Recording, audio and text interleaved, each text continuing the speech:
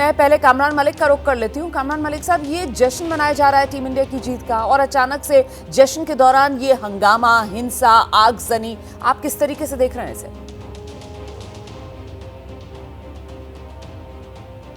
देखिए मैडम, जश्न तो सारी दुनिया ने मनाया है।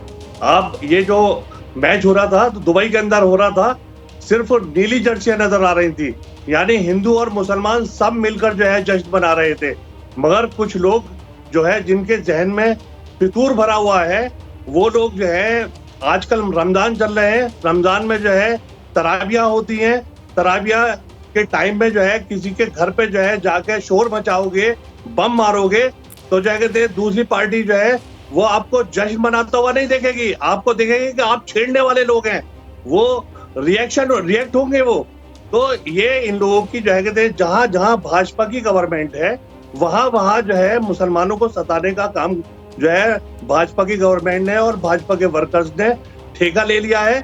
उत्तर प्रदेश के अंदर जो है अभी जो है एक संभल के सीईओ का बयान आया है, वो क्या कहते हैं जनाब कि अपने घरों से नहीं निकलो, जो बीमार हो गया वो भी घर से नहीं निकले, औरत प्रेग्नेंट है डिलीवरी के लिए जा रही है वो भी घर से नहीं निकले, मगर होली खेलने वाले जो शैतानियत से होली खेलते हैं, मतलब ढंग से होली खेली जाए तो वो मेरा भी पर्व है, मगर शैतानियत से जो है जब वो खेलने वाले होली खेलने वालों के लिए जो है वो इस तरह के वक्तव्य यूज करते हैं।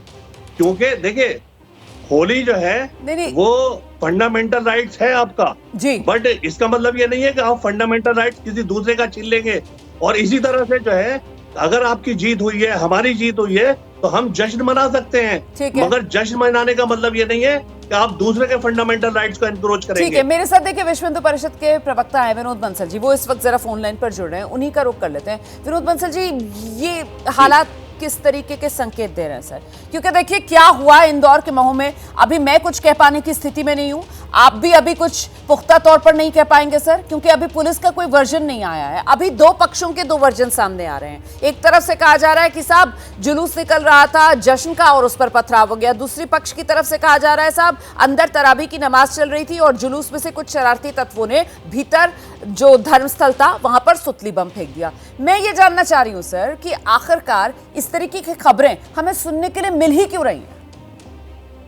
निश्चित रूप से मैं बड़ा बेहद आहत हूँ, क्योंकि ये जो मामला था भारत की जीत का, वो भारत की जीत का मामला है, कोई हिंदू मुसलमान की जीत और हार का मामला नहीं था। सही बात। वास्तव में देखा जाए ये इसका कोई हिंदू मुसलमान से कोई दूर दूर तक लेना देना भी नहीं है।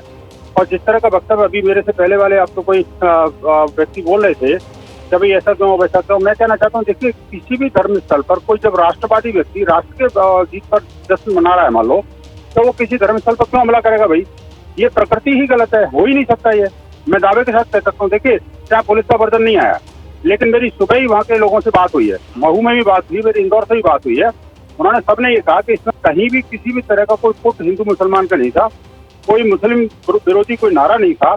हम तो सिर्फ माँ भारती के सपूतों के लिए हम तो शुभकामनाएं दे रहे थे, बधाई दे रहे थे, और भारत की जीत पर जो है ना वो एक जश्न मना रहे थे। लेकिन वो लोग, कुछ लोग जो पाक परस्त मानसिकता के हैं, जो भारत विरोधी मानसिकता से ग्रसित हैं, जो कांग्रेसी कुनवा है, जो बार बार जैसा आपने देखा था कभी किस तरह से वो रोहित शर्मा के ऊपर उंगली उठाई गई, उन सब चीजों का एक कलेक्टिव परिणाम है कि आज भारत की विजय पर भी लोग मातम मना रहे हैं मेरे भारत के अंदर ही। ऐसी मानसिकता का समूलनाश किया जाना बहुत जरूरी है।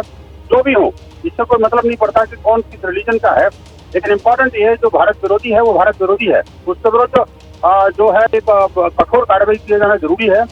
और दूसरी बात ये कि ये जो मस्जिद की बात जो लोग कर रहे हैं कि मस्जिद के ऊपर हमला है, मस्जिद पर चढ़ा या कोई इस तरह की बातें, ये सब बेकार की बातें, बेहुदा बातें हैं। नहीं सर, बेकार की बातें, बेहुदा बातें, ये तो सर पुलिस जांच करेगी, उसके बाद ही साफ होगा ना सर। अभी आप जो कहेंगे उस पर तो कोई आंख बंद करके भरोसा नहीं करेगा, क्योंकि दूसरा पक्ष जो है उसके पास अपना वर्जन है। आपने वहां लोगों से बात की, आपके पास आपका वर्जन है, लेकिन सवाल ये कि पुलिस को तस्वीर साफ करनी चाहिए ना सर। बीती रात ये हिंसा हुई है, बाजार का ये इलाका है, जाहिर सी बात है यहाँ पर सीसीटीवी कैमरे लगे हुए होंगे, तो उन सीसीटीवी कैमरों की जांच हो, और आखिर में जो भी दोषी है, जो भी शरारती तत्व था, जिस भी तरफ से हमला हुआ, उसकी शिनाख्त होनी चाहिए, उस पर एक्शन लिया जाना चाहिए। ये हर मामले में अगर हिंदू मुसलमान यूं ही करेंगे तो हम हिंदुस्तान को कहां लेकर जाएंगे? सवाल तो ये बड़ा है ना सर। आपका बहुत शुक्रिया अपनी प्रतिक्रिया एबीपी न्यूज पर रखने के लिए। मैं सीधे आपको लेकर चलूंगी। हमारे साथ इस वक्त कांग्रेस के प्रवक्ता हैं के मिश्रा जी, वो इस वक्त जुड़ रहे हैं हमारे साथ। जरा उन्हीं से जान लेते हैं के मिश्रा जी, लेकिन एक पक्ष की तरफ से ये आरोप लगाए जा रहे हैं कि साहब भूल गए आप, कांग्रेस ही की प्रवक्ता शमा मोहम्मद और उन्होंने जिस तरीके से रोहित शर्मा को निशाने पर लिया था, ये टीम इंडिया की जीत के बाद कांग्रेस की खिसियाहट है जो इस हिंदू मुस्लिम के रूप में सामने निकल कर आ रही है। के मिश्रा, भारतीय जनता पार्टी के मंद बुद्धि के साथियों को हर अपराध में पंडित जवाहरलाल नेहरू और कांग्रेस दिखाई देती है। कांग्रेस पार्टी ने कब यह कहा है कि किसी भी दोषी व्यक्ति के खिलाफ कार्यवाही नहीं हो? आप खुद देखिएगा कि उत्तर प्रदेश के एक पुलिस अधिकारी कह रहे हैं कि 52 बार नमाज पढ़ी जाती है शुक्रवार को, होली सिर्फ एक बार आती है। ये क्या पुलिस अधिकारी के शब्द हैं? वही शब्द इंदौर में कैलाश विजयवर्गीय जी कह रहे हैं, वही शब्द कल योगी आदित्यनाथ जी कह रहे हैं। तो ये पूरी तरह षड्यंत्र है और दंगा फैलाने की साजिश है, क्योंकि बिहार में फिर हिंदू खतरे में हो जाएगा। जब जब इलेक्शन आते हैं तो ये लोग वोटों का ध्रुवीकरण करते हैं और जो भाषा हमारे भाजपाई मित्र बोल रहे थे, सीधी तौर पर वो आतंकी भाषा है। उन्हें चाहिए कि वो सत्ता में है। कौन सी भाषा आतंकी भाषा है? जो अभी हमारे साथी, जिनको मैंने नाम तो नहीं सुना, जिन्हें मैंने सुना है, क्या आतंकी भाषा लगी आपको?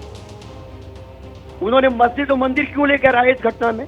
मैं तो कह रहा हूँ कि चाहे मंदिर वाला गुंडा हो या मस्जिद वाला गुंडा हो, उसको सरेआम फांसी पर लटकाइए। है सरकार में इतनी हिम्मत? नहीं, मस्जिद मंदिर वो नहीं लेकर आए सर। जो हिंसा हुई है वहां पर ये कहा जा रहा है मस्जिद की तरफ, मस्जिद से पथराव हुआ। एक पक्ष ये कह रहा है, दूसरा पक्ष ये कह रहा है कि मस्जिद के भीतर सुतली बम फेंक दिया गया। तो दोनों पक्ष जो हैं वो तो दोनों पक्ष ही मस्जिद को लेकर आ रहे हैं। मैं तो आपसे यही प्रार्थना कर रहा हूँ कि चाहे मंदिर हो या मस्जिद हो, जिसने हिंसा फैलाई है, कोई भी धर्म हिंसा फैलाकर बेगुनाह लोगों की मौत का संदेश नहीं देता है। और सत्तारूढ़ दल के लोग, जिनकी जिम्मेवारी है कि ऐसी अराजक स्थिति को रोकें, वो लोग ऊपर से नीचे तक उसमें इन्वॉल्व हैं।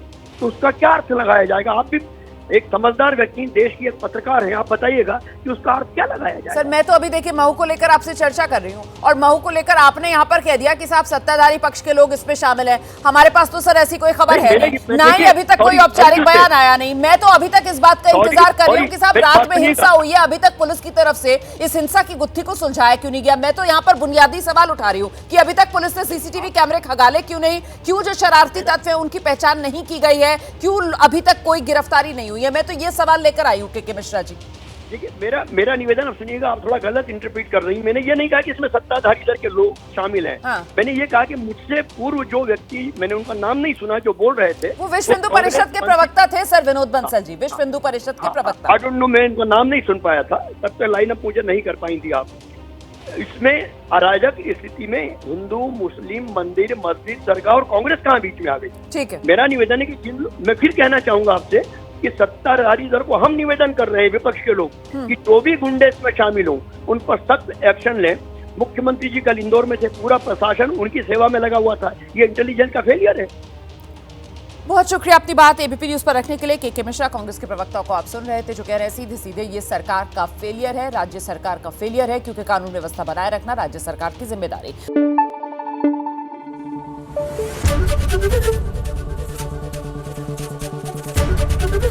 एबीपी न्यूज आपको रखे आगे।